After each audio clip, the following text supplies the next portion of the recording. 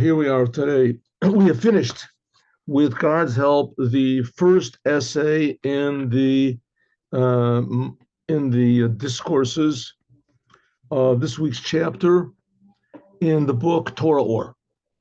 Torah. We talked about what is it? The idea of bringing crushed olive oil, pure olive oil, to Moses, and he gives it to Aaron. Exactly what Aaron does, and Aaron lights up the candles. Before that, he prepares the lamps. What it means to us. Remember, we learned that yesterday, and that Moses, he brings godliness down, and that's his main thing. And Aaron, he brings what's called the upper unity. Moses and Aaron does the lower unity of God, elevates. Okay, so now let us learn. So we finished yesterday. We finished, with God's help, the first mimer, the first essay in Torah Or, in this week's Torah chapter, talking about what Aaron does to us, how it is that we arouse, that there's always a Jew among the Jewish people that arouses us to serve God from below to above, and that it could be that same Jew, but he also brings godliness down, that we call that the lower unity and the upper unity, and having joy. The Aaron draws joy into the Jewish people, and Moses draws pure godliness to the Jewish people with the Torah and the commandments. Remember, we learned very beautiful. Okay, now let's go back to something that we learned before, last week, I think. We started to learn this Hasidic mimer, Hasidic discourse that the Lubavitcher Rebbe handed out in 1992. 1992. Kovshin, I said 52 because it's Nun Beit. Nun Beit, the Tavshin Nun Beit, which is 5,752 years after the creation of the world. So mistakenly I said 52. Okay. So he passed it on in 1992, which was right before he had a stroke, which made it impossible for him to speak. And this Hasidic discourse is on the same topic that we just finished learning. And it's on the same sentence that we just finished learning, the first sentence of this week's Torah portion. Now, again, the purpose that Hasidut has taken on itself, the Hasidut of Chabad, is to show that everything that's in the Torah is inside of us, and everything in the Torah is dynamic. Is dynamic. One good reason for not being interested in Torah and the commandments is it's old. It's old stuff. It was things that were written 3,300 years ago. It's old. So the only reason you think that it was old is because you don't have a real concept of what God is. Not letting you, we. The only reason we think that the Torah is old is because we don't have a clear concept of what God is. And as soon as a person understands a little bit what God is, how God is not a person, and he's not an author, and he's not an angel, and that Judaism is not just a religion, even though it certainly is a religion, but it's certainly much, much, much, much more than that. The fact that Judaism is a religion is the tip of this inverted iceberg, if you want to call it. Not an iceberg, maybe a fireberg or something. That the more understanding of what God is the more enthusiastic you become. But in order to understand what God is you have to, first of all, get rid of this idea and this feeling that I am ultimate reality. I am ultimate. In other words, God is reality. God is reality. And whatever you think is real, the most real thing, that's God. You think that the money is the most real thing, that's God. You think that going to heaven is the most, that's God. What's going to bring you to heaven, that's the main thing, that's God. Whatever you think is the most real thing, what you're really concerned about. You're concerned about your sins, you're concerned about your success, you're concerned about pleasure. That's what you're really concerned. That's what your God is. That's what's called false gods. But the fact is that God is the creator of all reality.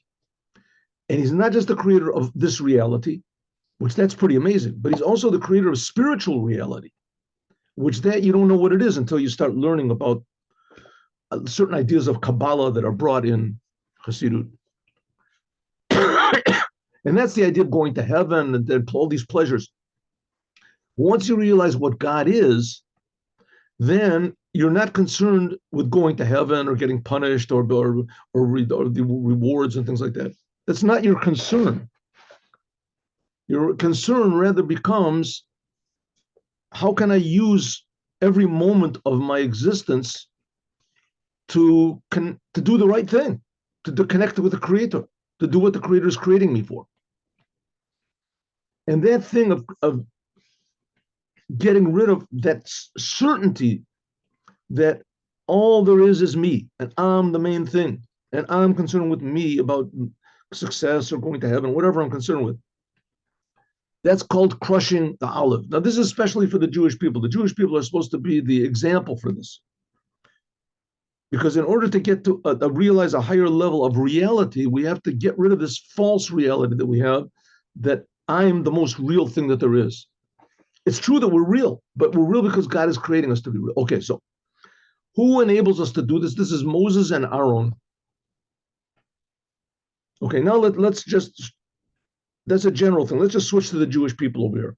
Moses and Aaron are special for the Jewish people. The Jewish people are for the world, but we have to activate the Jewish people first.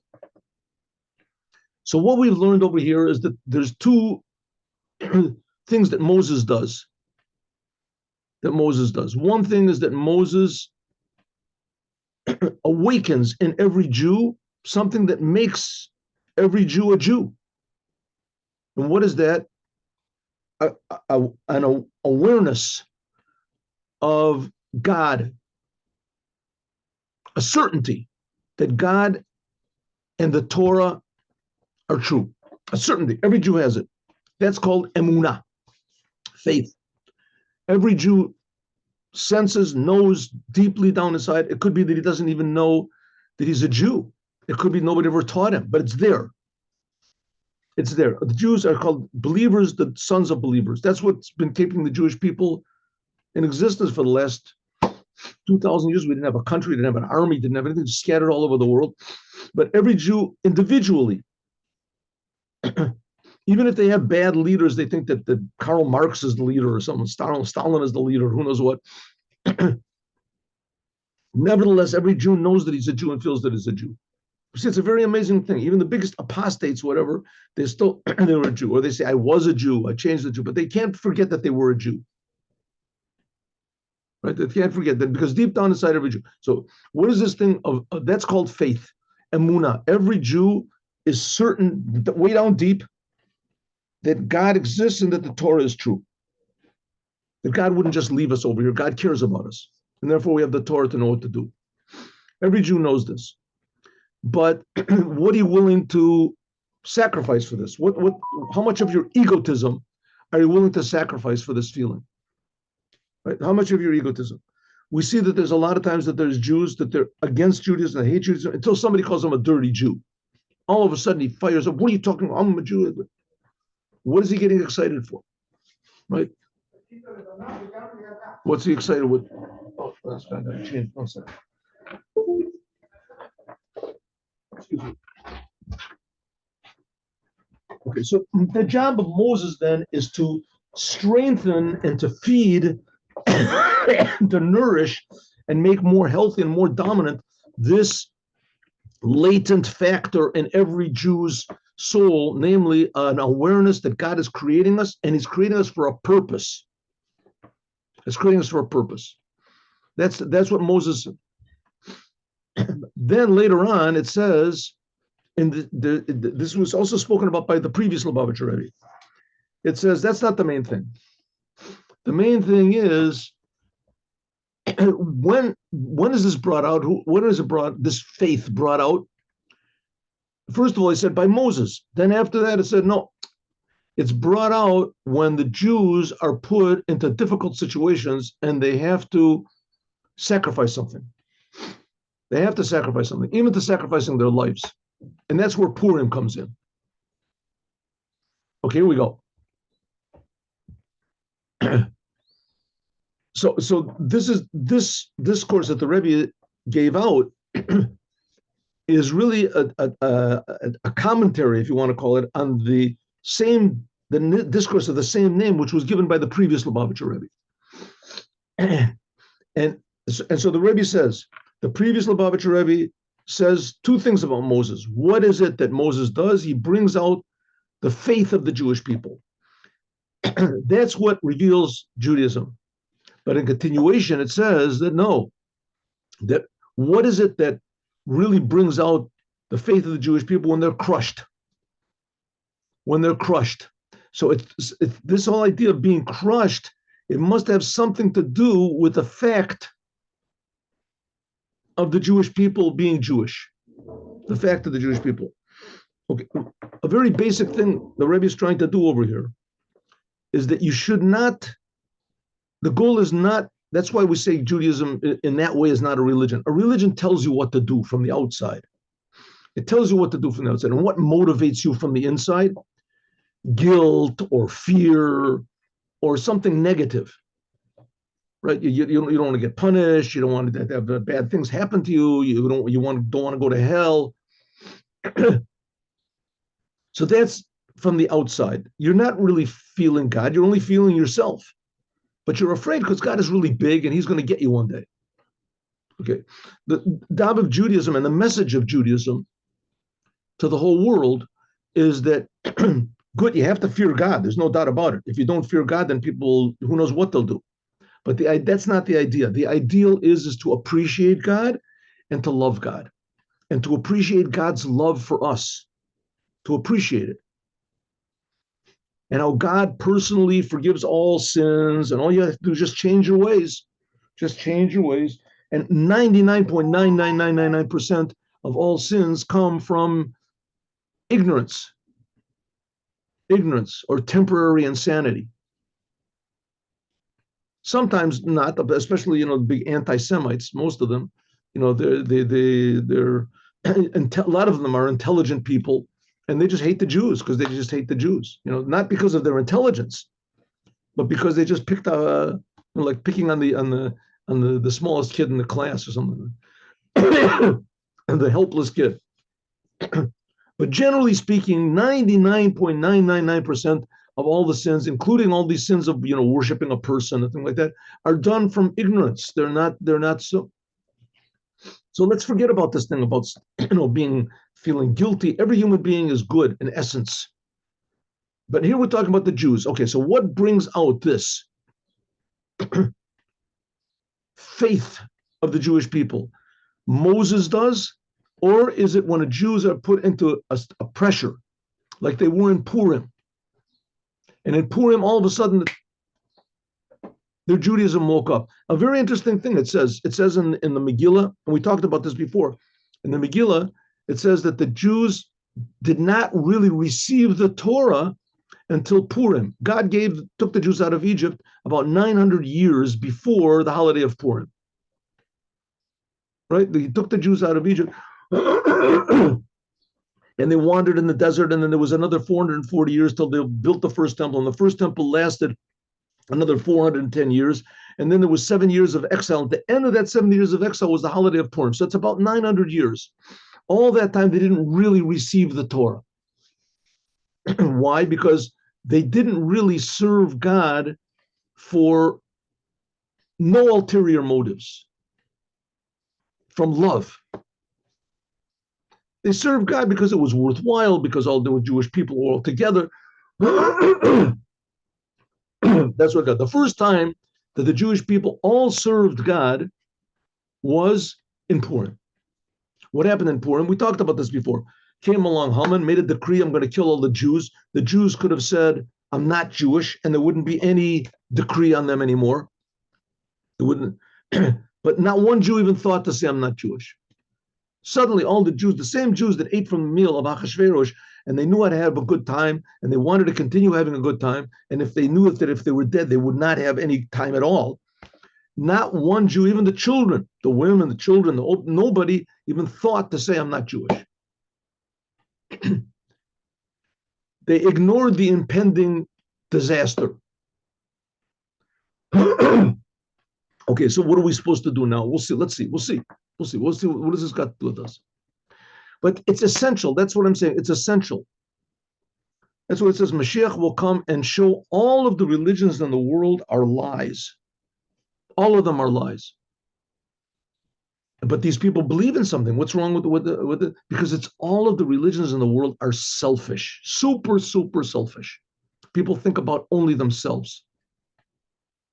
And Mashiach is going to come and show people how to love God. So it'll come from inside. Everyone will be an independent, holy temple, so to speak. God will be revealed inside of everyone. Mainly the awareness. Okay, this is Jews first. Let's talk about Jews here. Once it happens with the Jews, then it'll be clear to the rest of the world what God is. But let's talk about the Jews. Okay, let's explain this according to what's known, that the Jewish people are believers, the believers in God, be'emuna pshuta, in a simple faith.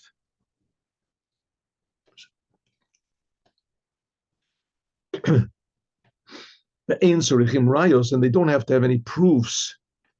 Al zeh, on this, hu mitzad shnei tamim, is for two reasons.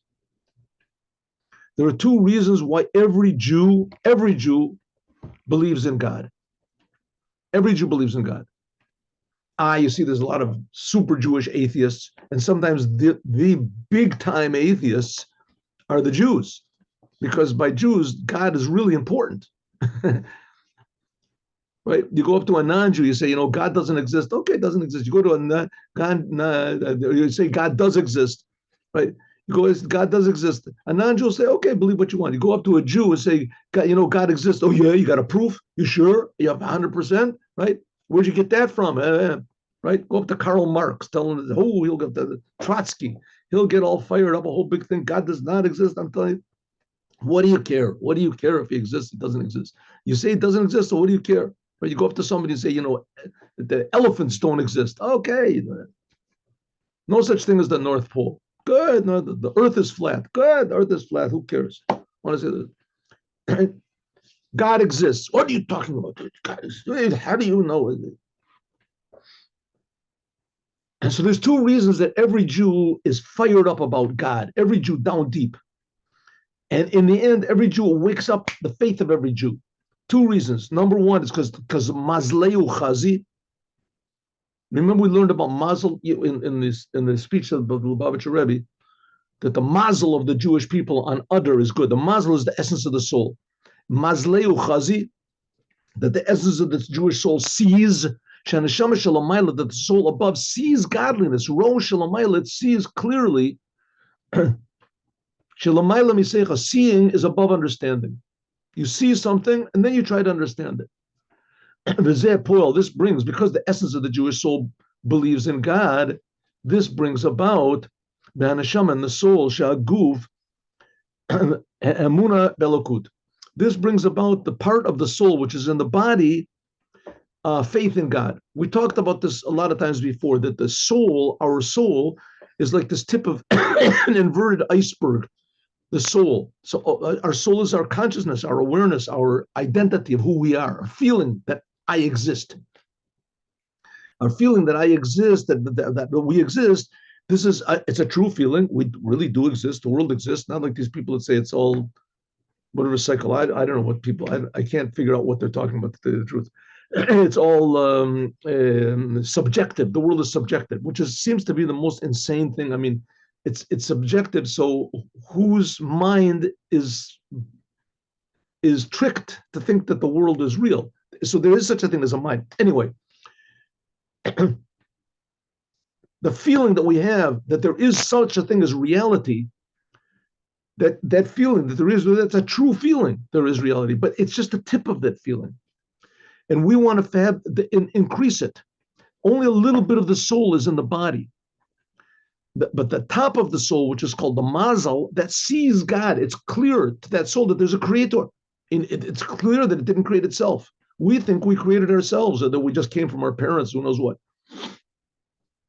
But what would be another explanation? The Shoresh Emunah, the source of faith, is Be'etzem and Neshama, comes from the essence of the soul, which is even above this level of the Mazel seeing. The Zesh Etzem and Neshama, that the essence of the soul is attached to godliness, this is an attachment which is essential, doesn't depend on any the essence of the soul feeling something. This is, so to speak, the essence of the soul itself. She'enu talui b'siba, doesn't depend on any reason. Gamlo enyanariya, not even seeing, which is above understanding. But yesh lomer, we can say, so that the Jewish soul, just the fact that a Jew knows that he exists, I'm a Jew, that makes him have faith in God. So there's two things. The soul feels godliness, it sees godliness, and then the other is that the soul knows, the essence of the soul knows that there's God. It knows that there's God. Not because it sees, not because it senses, it knows. Just like I know I exist. How do I know I exist? Because I look in the mirror, because I pinch myself, right? A person that's, God forbid, blind, that what he knows he exists, right? He knows but it's a knowledge that's not, it can't be expressed. Right? You can't convince me that you exist. Maybe you're just an apparition. Maybe you're part of my imagination, right? But you can't convince me that I don't exist. I'm sure of it. Right? No matter what, how many arguments you use. And not because I look in the mirror, I see something, because I have awareness, if you want to call it. Okay, so there's two aspects of the essence of soul regarding God. One is that it sees God, and then there's a higher level that it just knows that God exists. That's the Jews. Yeshlomo, we can say, the difference between these two explanations is that the faith that Jews have. The neshama and the soul, which comes in the body, which comes from riyas and neshama, the seeing, the fact that the soul sees God. This is what's called makif. It's almost like coming from somewhere else. It's like a proof. The soul has proof that God exists.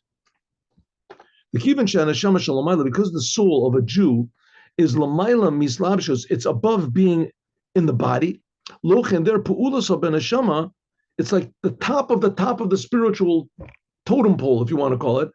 Therefore, its effect on the body and the part of the soul, which is me, my identity, is makif, it's surrounding. It's a spiritual feeling. A spiritual feeling. In order that this faith of God, namely that we should feel it, the part of the soul which is in the body should feel it, and it should be the panemius, we should feel that's really, really me. This is the revelation of the essence, essential attachment of the essence of the soul. Because the essence of the soul, this is the essence of the entire soul. It's not just the top of the spiritual totem pole, which is I don't know if totem pole is the right word, but anyway, the top of the spiritual iceberg. And that's the highest level of it.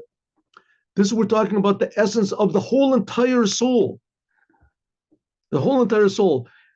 That even the soul as it's in the body is not the lowest part. Suddenly you feel that the whole entire thing, the whole entire soul, is one big attachment to the Creator. And so that the fact that every Jew believes in God and knows that God exists because of this super infinitely high spiritual feeling that is present in every Jew, this is sort of like a level. This is reserved for not being in the body. But the essence of the Jewish soul, which is pure awareness that God exists without seeing, without feeling. And this is the whole entire soul. Suddenly you feel that the whole entire Jewish soul, also the part of the soul in the body that eats corned beef or whatever Jews do, or even if they do non-Jewish things, but that's also it's also becomes certain, and it is certain that God exists. And therefore, this faith in the soul, which is in the body, from the essence of the soul, this is panemius. It comes from me. It doesn't come from the outside. It doesn't come from some experience. So you have, last night I went to the big Navy base in Israel. It was really quite amazing. The fact is so we prayed the evening prayer over there, and almost there was I guess in the base, there's maybe 60, 70 people. And there was about maybe 40 of them that took participated. And from that 40, 20 of them had absolutely no idea what we were doing, but they participated. And they didn't participate. They had no obligation whatsoever to participate. And there was also another 30, whatever, 40, they didn't participate at all. They just sat and they talked to everybody. But the other 20, from their own free will, they got together and they said, we want to pray. And they had no idea what, and when they were praying, they had no idea what they were saying. They know what they're saying. But all of them said that, well, they saw somebody put on tefillin, and they enjoyed the evening. So it inspired something in them that they're Jews and they wanted to do, but something inspired them. That's the point. Something from the outside inspired them. That they would be willing to pray and with other Jews and to do a commandment. Yeah, 100%. Why not? Why not? I meet that almost every day. I go and put on tefillin. But to give your life for that, that's a little bit different, right? That's a little bit different. It says the Rebbe, okay, so that's two aspects of the soul. The soul, how it sees, the essence of the soul sees God. You see someone putting on tefillin, you hear a lecture, you hear something like that, and suddenly you're convinced, right? I'm a Jew. Or the essence feeling, I am a Jew. A lot of times you see this by Russian Jews. They tell them, your mother was Jewish. No, my mother's nothing. My father was. I've seen this by Russian Jews, right? If so, you're a Jew. I'm a Jew. Yes, come put on tefillin. What is this? What is tefillin? What are you talking about? Right? There was one fellow I met. He didn't even know he was Jewish. I said, are you Jewish? No. I'm not. Your mother was Jewish? No, but my father was Polish. No, I'm not Jewish. If your mother is Jewish, you're Jewish. Come put on tefillin. What's tefillin? Somehow or other, I guess I confused him, whatever. So he put on tefillin for like a few seconds and took it off. And I said, look it up in WhatsApp, in your cellular phone. He went to the other side of the phone. He looked it up in the cellular phone and he looked at me and he threw me a big kiss. He said, yes, it's true. Tefillin, Jews do tefillin, right? All of a sudden, you see a lot of times Russian Jews, you're a Jew, I'm a Jew, I want to get circumcised. The guy's 80 years old, I'll get circumcised. Something wakes up inside of him. Okay, now where does it come from? Does it come from because of something else? Or is it just his essence? And he's willing to even give his whole life for it. He's not willing to give it, it's just an automatic thing. He just figures he just feels that his whole life, everything, his toes, it's just a part of his Judaism. That comes from the essence of the soul, which is above seeing godliness.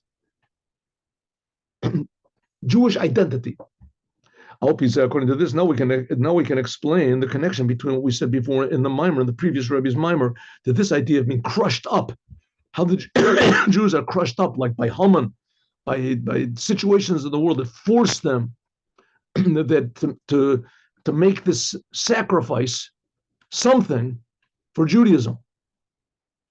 I think I told you the story. It's a very long story, but I won't tell you that as soon as this person realized he was about to get married to a non-Jewish woman, and the Rebbe told him not to do it, and he wanted to do it, he didn't care. He was not a religious Jew at all. And suddenly he just, at that moment, he said, I can't marry a non-Jewish woman. He had everything to lose and nothing to gain. Nothing to gain. Just, I'm a Jew. I just can't do it. Something crushed him. Katit lamor, bo behemshech habiur ha'inin deraya mehemna. This is in the, so Moses does two things. Number one, he awakens the faith in the Jewish people. And number two is that he enables them to reveal their essence, Judaism, when they are threatened or crushed, to make a big sacrifice. That Moses, he provides and he nourishes the faith of the Jewish people, that it should be in an inside way, that it should come from me. I should love God, who al yadei megaleya, he reveals the essence of the soul, which is above this level of mazel. Me'or shalamayla me'or. The lamp, the source of light, which that's the aspect of the soul which sees God. The ma'or is above that. Me'or, the lamp, which that's above that's the essence of the soul, which is above Me'or, the aspect of the soul which sees God. Umash Katuv, that what it says, Katit Lamor, crushed up for the Me'or, for the lamp.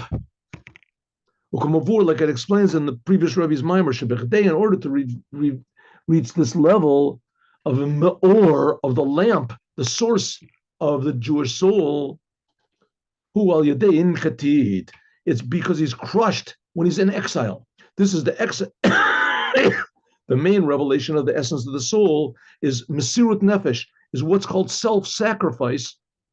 That the main thing is in the time of exile, like we're going to learn. Okay, anybody who learns Jewish history can see immediately that it's replete with tragedy. One tragedy after another, and any one of these tragedies is easily enough for a normal person to say, "Hey, what are we doing? Let's get out of this. Let's stop this Judaism stuff." Right? I'm not going to be a Jew anymore. No, every normal person would say, you're outnumbered, 1,000 to 1. The church is burning people at the stake. Let's just say we're not Jews. Let's get out of it. Right? Any normal person, but the Jews aren't normal. Something wakes up inside of them all of a sudden. No, I'm a Jew. I'm willing. I'm not willing to give my life. I just can't do it otherwise. It can't be otherwise. I cannot say I'm not a Jew. And this is woken up by Moses. In the case of Purim, it was done by Mordechi. We'll see. And the Rebbe is going to say, we're going to get to this. The Rebbe is going to say most recently, there were two really big examples of this being pressured and crushed by the world. The first one was the Jews that were in Russia, in communist Russia. Right? They were just pressured constantly. Of course, the Holocaust, but the Holocaust was it was short. Right? It was 5 years. The Jews in communist Russia was like 70 years of anti-Semitism, anti-Judaism. So that was one type of crush. Another type of crush is the fact that we are now in exile. The Moshiach is not here. That we're going to talk about. Okay, this faith, essence, identity of the Jewish people, which is higher than even this essence of the soul seeing God. This faith in the Jewish people is in a way that he's willing to give his life for it, is mainly in the faith which comes from the essence of the soul, not the level of the soul that sees God. The emunah mitzad zeh, the faith which comes from the fact that he sees God, like it says, mazlei uchazi, that the essence of the soul sees and it feels godliness. Hagam, even though shuba tokav gadol, even though it can be a very big, very powerful, like it's known, that the verification by seeing something is a true verification. If you saw something, you can testify in court. If you heard about it, you can't testify in court. Nevertheless, since the person's faith, awareness of God, awareness of the Creator, it comes from some sort of a reason. He sees God. He saw someone put on tefillin. He heard a beautiful lecture. He sees that all of his friends are acting Jewish, right? That inspires him. But it's not connected to the essence of his being. He's not so sure he's going to give his soul for this. Like I said before, a big example of this is, let's say, the Jews that were in all of the Arab countries, in Morocco and Tunisia and Iraq and Iran and Georgia, Bukhara, all these Jews that were in these places, right? So when they were around Jews, they were all religious. Everyone was religious. But as soon as there came a non-religious influence there, you had to be self-sacrificing in order to hold on to your Judaism. You had to be self-sacrificing, right? Came along the Zionists and this, and the French and this. They gave them in Morocco. They gave them some sort of an alternative to Judaism, and they just didn't have the power inside of themselves, the identity, the connection to Judaism, that they were willing to forego anything that the Zionists or the French or the English had to offer.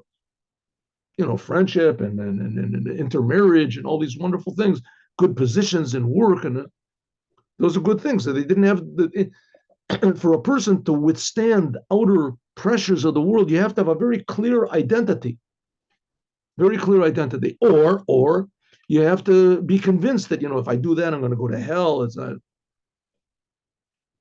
but it's rare. That's rare. Or let's say even a big rabbi that's religious, not taking a bribe, not being influenced by what people think about him. People laugh at you, so you change your attitude. You become intimidated because you don't really have any inside feeling, love, happiness about life, about the Creator. Says that's called having faith in God because you see God. You have all these reasons, but that a faith in God comes from the essence of the soul. He's willing to even give his life for this, and as we can't do it otherwise. Because the Muna Beluku's faith in comes from his essence. Therefore, it's impossible that he will deny God. Now, listen, there's also a person can give his life for all sorts of reasons. We have patriots. People give their lives for their country. People will give their lives to protect their family. Religious people, super religious people that they believe that they're going to go to the world to come. They never really liked being in this world anyway, and they were just waiting for the opportunity to go to heaven, and that their punishments are purifying them from their sins. So they're going to get the big prize. They just have to go through this, they have to be killed, but they're willing to die because they're going to go to heaven. That was all the Crusades, right? They promised them you're going to go to heaven. If you die, you go there and you fight the infidels. So they're going to go to heaven. So there's also self-sacrifice for the wrong reasons. Everything there is in holiness, there's in not holiness. But here we're talking about self-sacrifice for the truth alone, that you have absolutely nothing to gain whatsoever. That's found in the Jewish people only. And that comes from the essence of the Jewish soul. Al Pizeh, according to this, we can explain also what it says in the Mimer, that Moses, he is the faithful shepherd. He feeds the faith. He feeds the faith of the Jewish people. He nourishes it so that it becomes more active and more meaningful. This is also to Roy Yisrael. This is relevant to the Jewish people in every generation. In other words, he nourishes Jewish faith to the point that every Jew feels in himself not just the fact that he's Jewish and that he sees godliness and he's convinced that there's God, but also to the degree that he feels the essence of his soul is pure godliness, that he can't do otherwise. If something tries to separate him from the essence of his soul, then he'll give his life for it for no reason whatsoever. That was essentially Abraham. God put Abraham through 10 tests. Each one of these tests proved that Abraham had nothing to gain from Judaism. Right? Didn't promise him he's going to go to heaven, no heaven. He's not. He promised him he wasn't going to get the land of Israel. God promised him, if you die, you're not going to get it. Right? And there was God promised him, go to the Holy Land, you're going to be great. And there was a famine. He didn't have what to eat. One after another. And Abraham said, listen, I don't care what I get. Even if you renege on all your promises, God, I'm going to serve you. That's the essence of the Jewish soul. That's the essence of the Jews. I don't care if I go to hell. It makes no difference to me. I'm going to serve you, God. Whatever you tell me, take my son to kill him, 100%. You told me to do it, I'm going to do it. Maybe I'm going to go to hell. I'm not even thinking in those terms. I'm willing to do what you want. That's the essence of the Jewish soul. That's what Abraham inherited to the Jewish people. But what does Moses do? Moses, therefore, he strengthens the Jewish faith to the degree that the Jew not just sees God from the essence of his soul, but he feels God. He feels and he can't be separated. Can't be separated from God. That's what Moses does. And says the Rebbe, every generation has Moses in that generation. Every generation has to have one. I hope he's according to this. Now we can explain what it says that Moses is the Raya Mahemna. He's the faithful shepherd. This is also relevant to all the leaders of the Jewish people in every generation. Especially there has to be in every generation one special one. That they are mechazkin. They strengthen the faith of the Jewish people. They strengthen the connection, the awareness of the Jewish people of what a Jew is and what God is, to Mesirat Nefesh, of self-sacrifice in doing the commandments. At first glance, this not so understood. That Moses, he provides and he nourishes the faith of the Jewish people like we said before, that by means of what that he gives the Jewish people, awareness of God, teaches them, that by means of this comes the faith in an inner way. Moses, that's Chassidut, right? He teaches us these ideas. At every generation, there was always a Jew, like Maimonides taught the Jews, all the Sadia Gaon, all these great leaders that they taught the Jews and they encouraged the Jews. That which these shepherds of the Jewish people in every generation, they strengthen the faith of the connection of the Jewish people to God. This is the faith of the Jewish people should be in such a way of self-sacrifice. So teaching the Jews and encouraging the Jews and enlarging and nourishing the Jewish soul, this makes the soul bigger. And Mesirat Nefesh means giving your soul away. And that's the whole goal of the whole thing. That's the essence of a Jewish soul. And Mesirat Nefesh does not necessarily mean to die. It can also mean that you give up your desires, you give up your anger, your depression, your will. I want to do this, but God wants to do something else. I'm doing what God wants. That's also a form of Mesirat Nefesh. But ideally, it's the type of Mesirat Nefesh, self-sacrifice, that was exhibited on Purim. To actually be willing to give your life for the Creator, not according to any idea, not according to any logic. You have to keep telling yourself, but I'm going to go to heaven, I'm going to go to heaven. I can't do otherwise. And even if my logic tells me, what are you nuts? What are you going to kill yourself for? What do you do? Doesn't make any difference what my logic tells me and how much I want to live. I can't deny that I'm a Jew. That comes from the essence of the soul. Now, according to this, we can say that the main thing of being a shepherd of the Jewish people is the fact that he nourishes and strengthens the faith itself, that the faith that the Jewish people have, the awareness that they have to God, is not just because of any sort of revelations or feelings or spiritual feelings of the soul and inspiration of the soul. Elam mitzad, because of the essence of the soul, just the fact that I'm a Jew. And that's why we see sometimes the simple Jews are willing to give their lives for God. And it could be the big rabbis. They'll think, once again, I have these pupils and I have a big name, and I'm going to get my picture in a paper. And the next week they're going to film. They didn't even take my picture yet. I can't. All these thoughts. The big rabbis might say, I'm not going to give my life for God. I'll do some sort of a deal. The fact that Moses, he drew down this faith in an inner way. Who totzah? This comes from this. That he nourishes the faith itself. Hamshachas Gilei Amuna, drawing down faith of the Jewish people from the essence of the soul. This drawing down of the essence of the soul to be revealed in the inside of the soul. Like we said, the part of the soul that's revealed is like an inverted iceberg. A little tip of it is revealed inside of us. That's what we feel reality. We feel what's reality, me. And revealing more and more of the soul reveals, hey, wow, maybe I'm a creation. Maybe I should serve my Creator, until it gets to the essence of the soul is that all there is the Creator. And that fact that I exist is just a miracle. He feels it, and I can't do anything against the Creator. It doesn't come into consideration. You become more certain that God exists than you're certain of anything. And you're certain that you exist, more certain than anything. That's the essence of the Jewish soul. This is by means of, as Moses, he's the one that teaches little by little and strengthens this called faith above understanding until it gets to the essence of the soul, until the point where he's willing to he can't be separated from God. Right? Whatever it says in the Torah, I automatically have to do. This is by means of revealing the attachment of the essence of the soul of every Jew to God. According to this, we can say, that in the generations that had to have actual self-sacrifice, that the leaders of the Jewish people strengthened this faith of the Jews that it should be Mesirat Nefesh, is revealed That was when was revealed what a Jewish shepherd is. What in this topic, for instance, Mordechi, when Haman came along, everyone said, "Sure, of course. What's the problem? I'll say I'm not a Jew."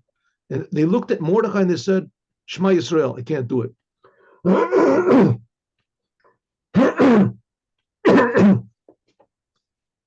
Mordechai strengthened the Jewish identity so much that the Jews, it just was incomprehensible. They could say, I'm not a Jew. But only in regard to that topic. But Od Yoter, even more, Sheba Moshe Atzmo, even more than Moses did. Moses didn't have, when the Jewish people were under sort of a duress, right? The Jewish people saw God. Moses encouraged them and taught them. But as soon as they thought Moses wasn't there, they worshiped the golden calf. This faith didn't come from inside of them. Because revelation of this faith in God, as it comes from the essence of the soul, which that's what Moses ideally wants to encourage, it's mainly is Mesirat Nefesh B'Pol, when you actually have to sacrifice something. It's known that the self-sacrifice of the Jewish people actually for Torah and the commandments was on Purim. That was in the time of the decree of Haman, that the self-sacrifice of Chanukah was also self-sacrifice, but that wasn't all the Jews. In fact, in Chanukah, 99% of the Jews, they wanted to be like the Greeks. The Greeks were very nice people. The Greeks were, and they ruled over the whole world. The Greeks weren't barbarians. They were exactly the opposite. They were very cultured.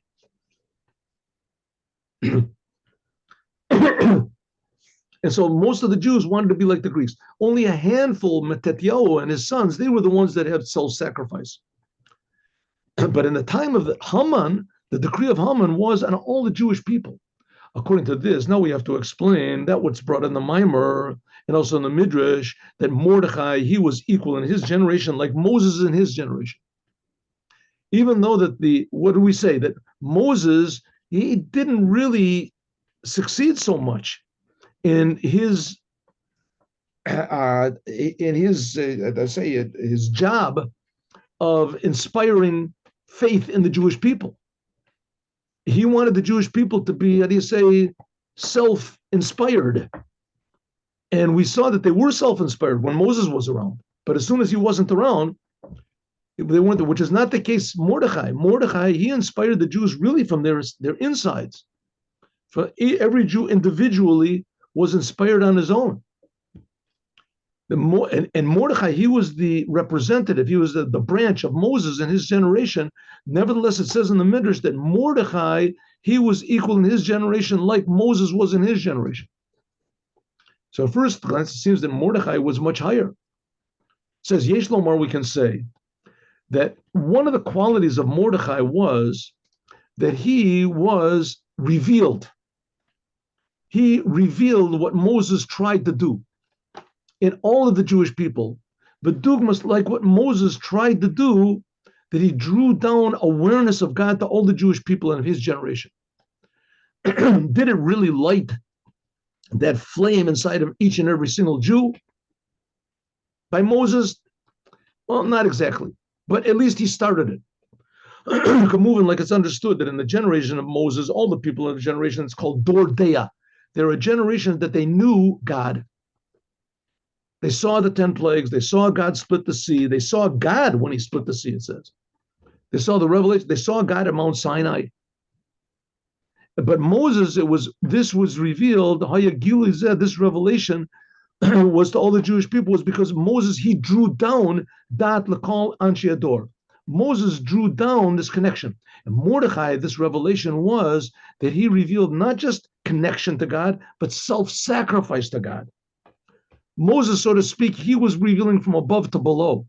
Mordechai is something like Aaron. We just finished learning in the Mimer.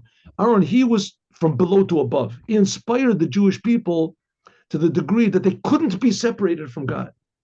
Self-sacrifice from every single person in the generation. We can say that by means of this, it brought what it says in the Midrash, that Mordechai in his generation was equal to Moses.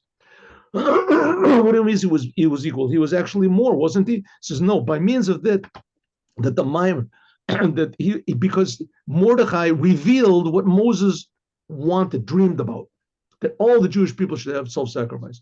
Now the Rebbe is going to say, and we're going to learn this tomorrow. Tomorrow is Friday, but we're going to finish the Mimer tomorrow.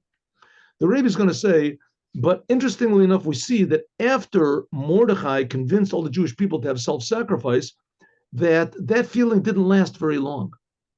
It didn't last very long. As soon as the pressure was gone and the Jews were successful, so we see that they lapsed back gradually into this, how do you say, indifference, to the point that the second temple was destroyed. The third temple is going to have something totally different. And that one we're going to talk about now. That's what, so it says, by means that the previous Rebbe in his mimer said that Mordechai in his generation was like Moses in his generation, that means the previous Rebbe, this means that he was declaring on himself that he was the shepherd of his generation, of all of the people in the generation. And we see the previous Rebbe, and especially the Rebbe, they would write letters before holiday. They would write a special letter about the importance of the holiday, and what Purim was and what happened, and how we could bring that into our life. And he would address the letter to all of the Jewish people, the Kol Bnei Ubenos Yisrael, wherever they are. Now, the Rebbe was, he was the Rebbe of the Chabad Hasidim. But first of all, there's a lot of other religious Jews that were not under the Rebbe's influence. And there was a lot of non-religious Jews that didn't even know what the Rebbe was. They didn't even know what Judaism is. But he said, no, it's not so. Every single Jew is under the auspices, under the what is it?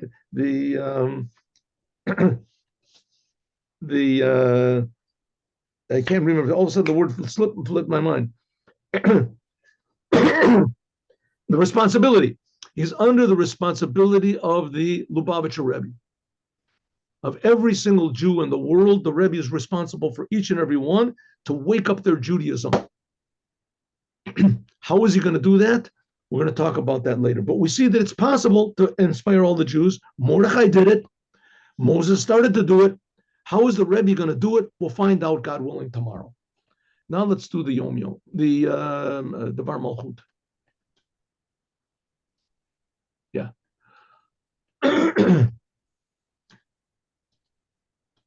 What's this?